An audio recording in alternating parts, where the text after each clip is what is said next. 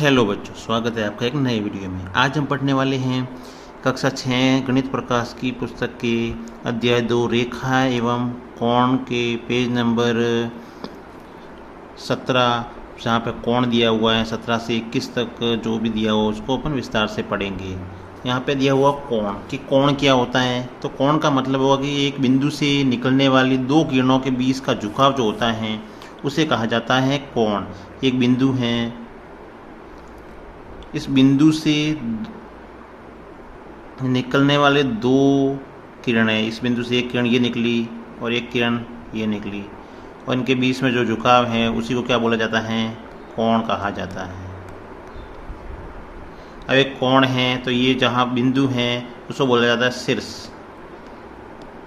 शीर्ष या कोना भी जिसे कहा जाता है, कोना, शीर्ष या कोना कहा जाता है। या फिर यहाँ पे इसका नाम दे दो, ये इस पे लिख दिया ए, भुजा ए, और इसको लिख सकते हैं बी। दो किरणें हैं, एक किरण इधर से निकल रही हैं ए, यहाँ पर इसका नाम शीर्ष का नाम ओ देते हैं तो ओ ए किरण हो जाएगी और दूसरी है जो ओ बी किरण हो जाएगी। तो इसमें किरण हो जाएगी, किरण यहाँ से ये वाली किरण हो जाएगी ओ ए और दूसरी किरण हो जाएगी किरण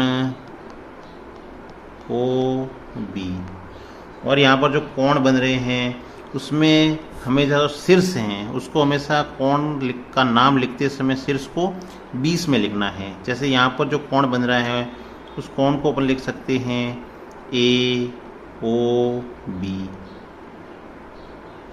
ये कोण का निशान है इसको, तो इसको क्या पढ़ेंगे, कोण ए ओ बी, या फिर इसको कोण बी ओ ए भी लिख सकते हैं। या तो ए ओ बी लिखो या फिर बी ओ ए लिखो, दोनों ही तरीके हैं वो सही है। इस प्रकार से कोण है वो लिख सकते हैं। और कोण का जो चिन्ह है वो इस प्रकार से लिख सकते हैं, ये कोण को इससे प्रदर्शित किया जाता है।